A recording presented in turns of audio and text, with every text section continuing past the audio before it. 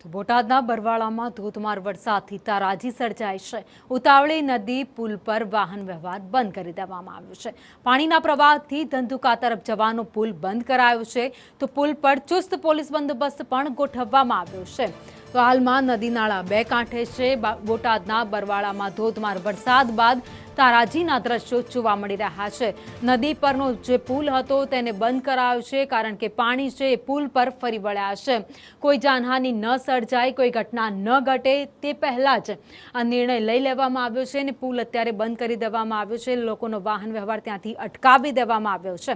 તો સતત વધી રહેલા પાણીના પ્રવાહને કારણે ધંધુકા તરફ જવાનો એક તરફનો પુલ છે જે બંધ કરાયો છે। દ્રશ્યો સંદેશ ન્યૂઝ આપને બતાવી રહ્યું છે।